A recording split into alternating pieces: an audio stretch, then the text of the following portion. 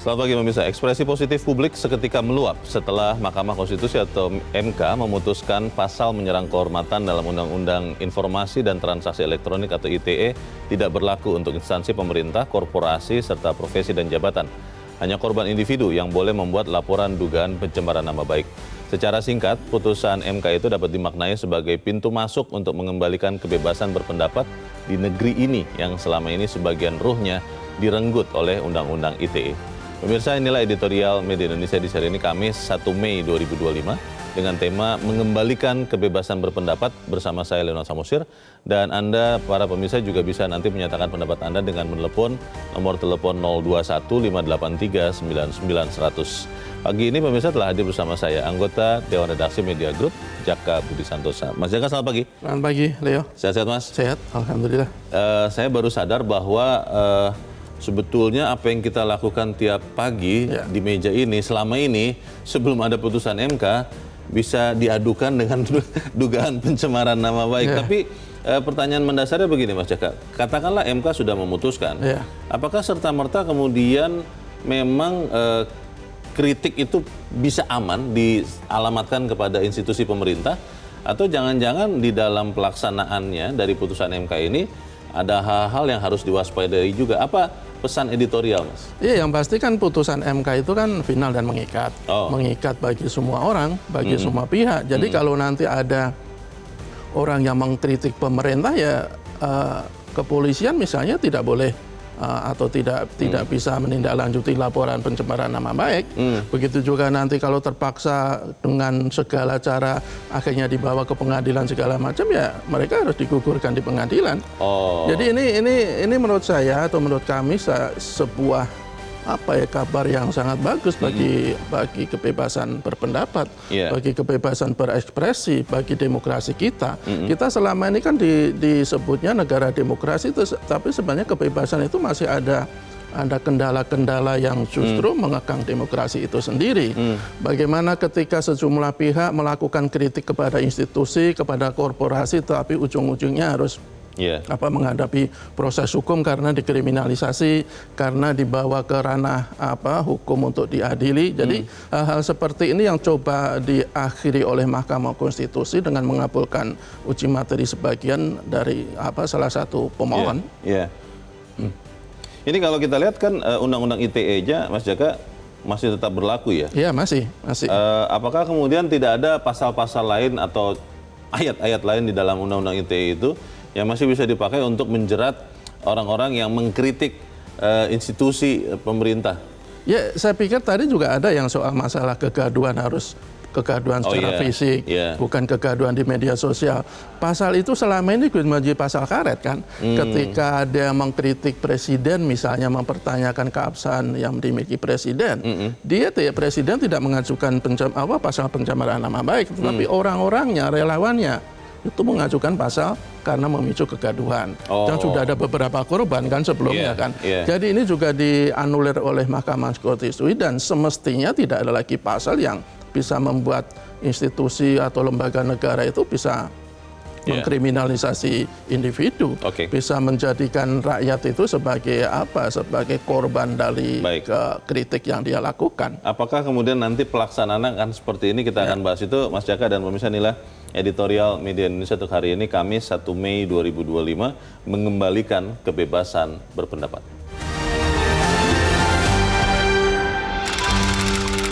Mengembalikan kebebasan berpendapat.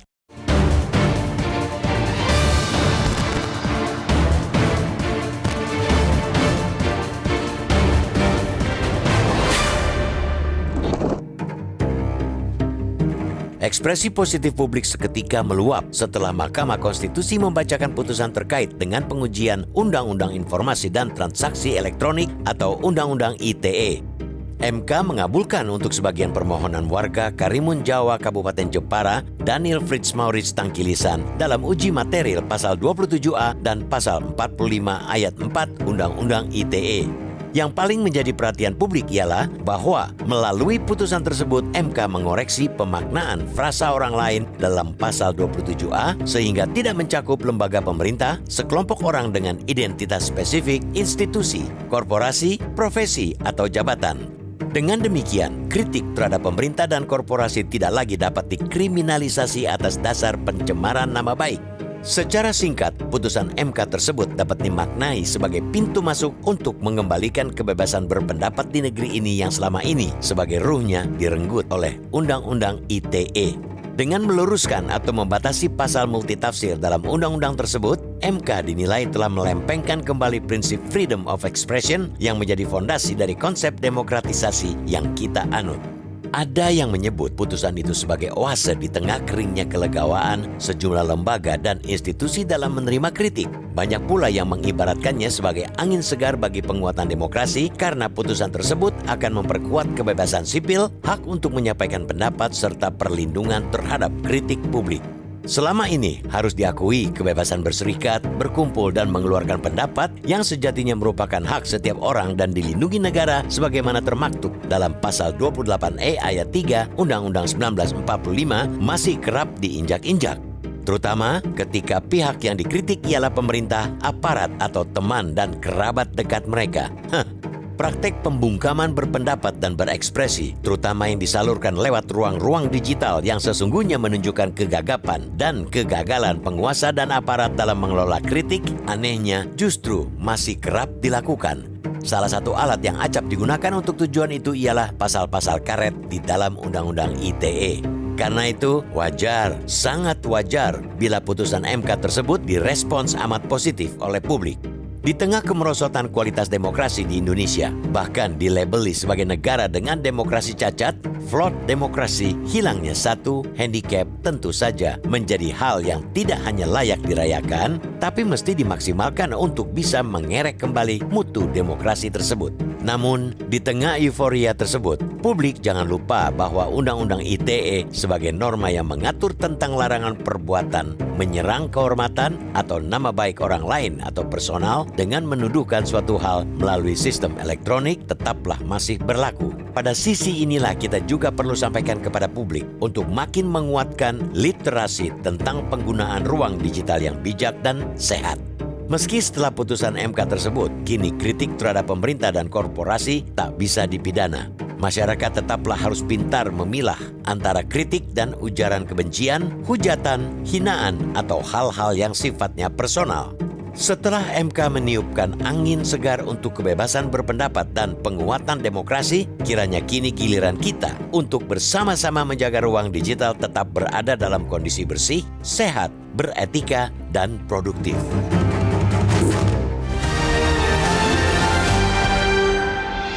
Di bagian berikut Anda bisa ikut menyatakan pendapat Anda, pemirsa. Untuk saat ini tetaplah bersama kami.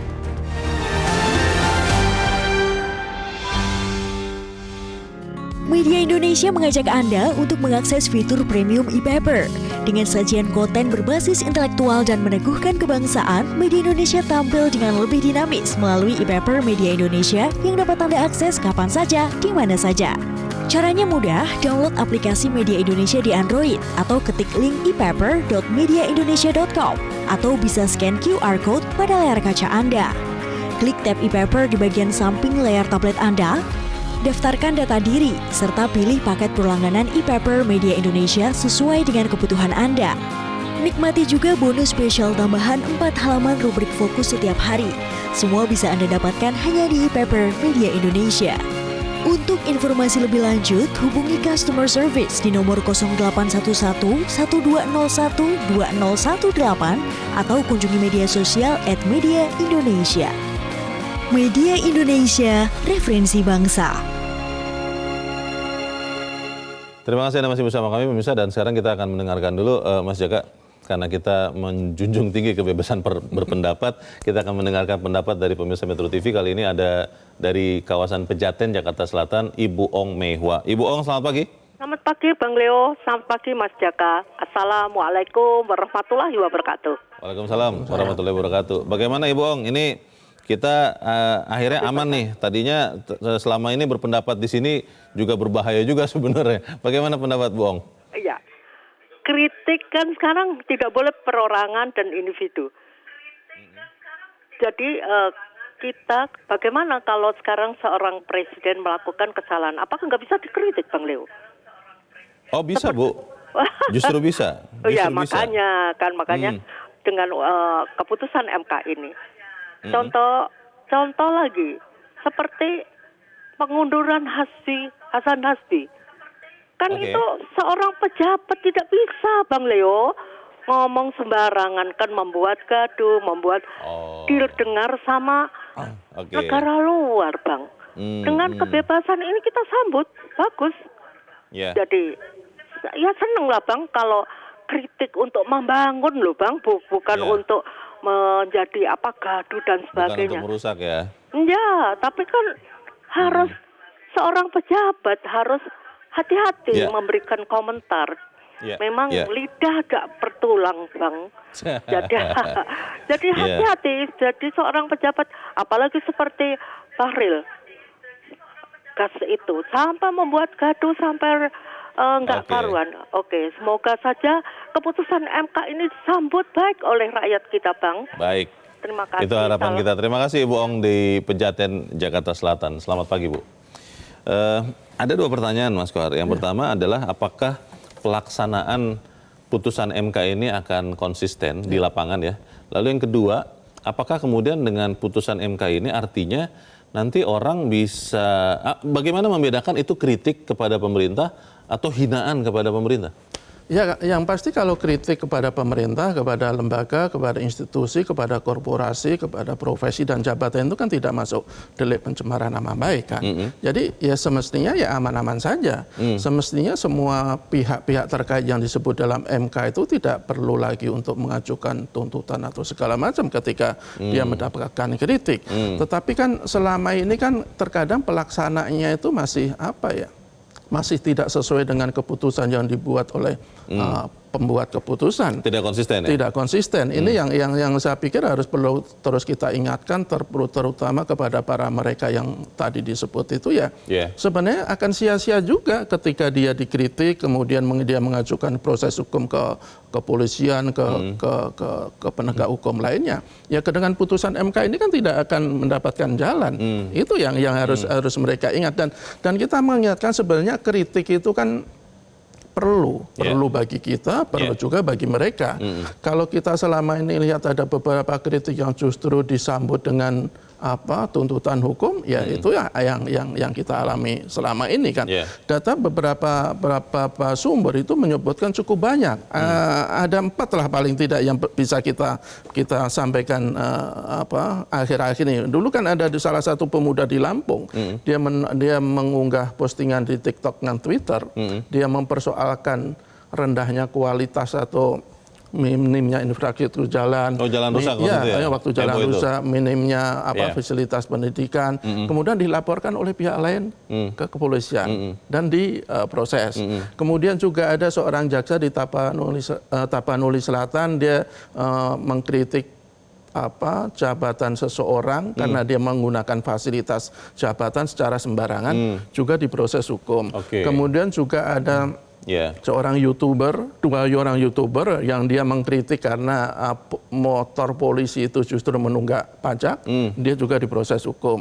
Dan yang paling ramai waktu itu 2008 ketika seorang perempuan, Ibu Pritasari, dia mengkritik pelayanan sebuah rumah sakit, kan diproses hukum sampai berlarut-larut hingga stres berat kan, sampai akhirnya putusan PK itu menyatakan dia tidak bersalah. Jadi hal-hal seperti ini dengan putusan MK itu tidak boleh terjadi lagi.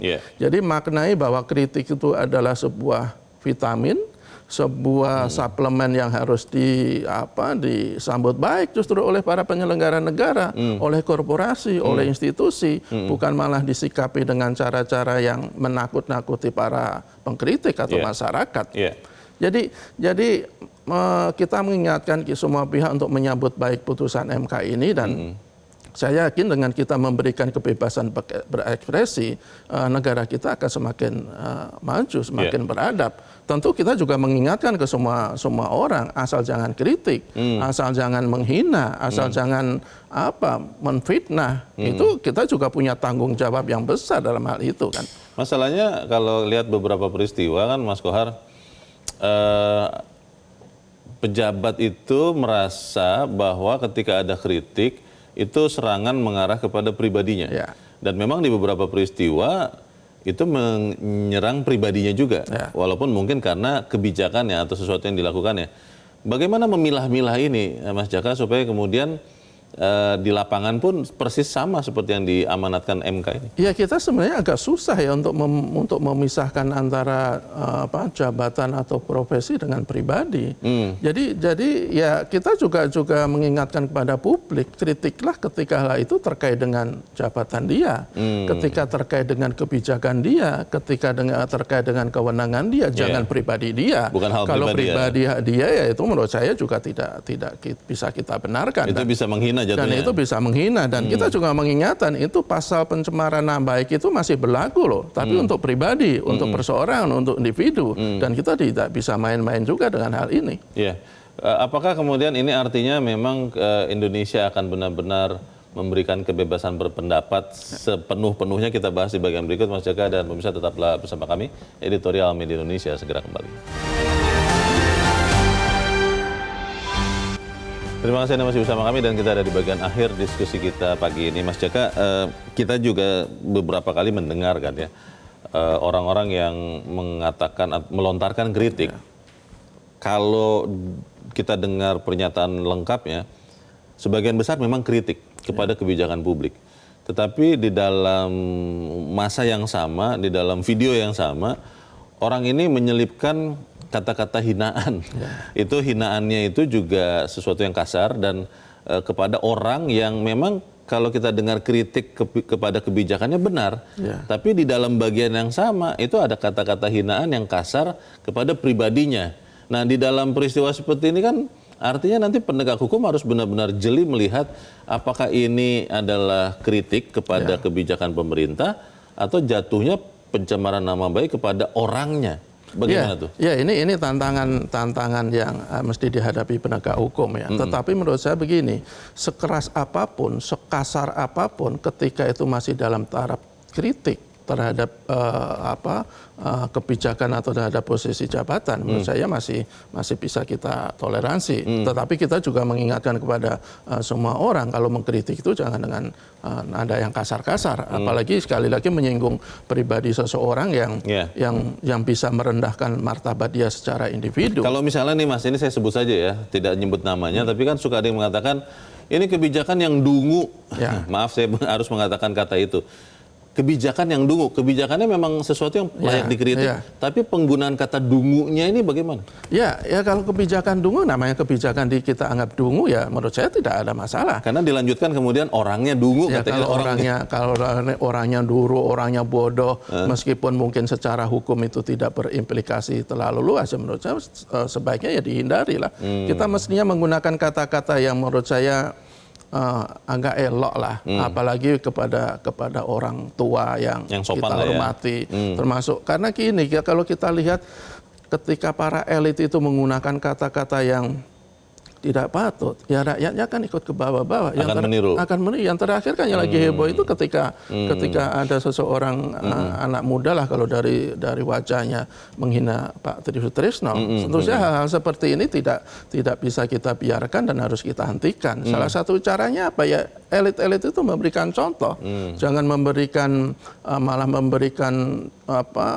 memicu ya, menjadi pemicu, menunjukkan sikap-sikap yang merendahkan orang lain, apalagi merendahkan rakyat, itu kan tidak boleh.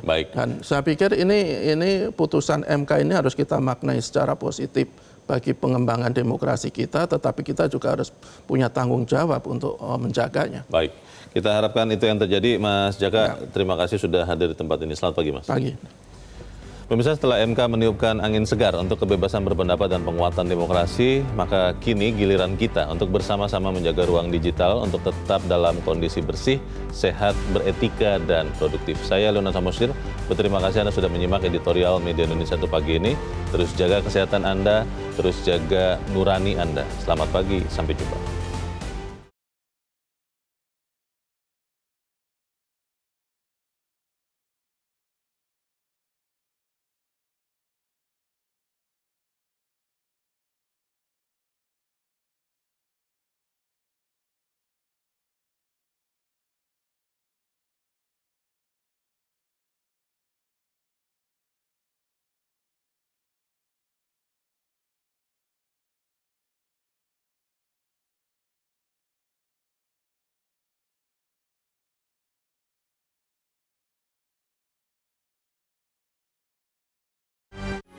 Metro TV.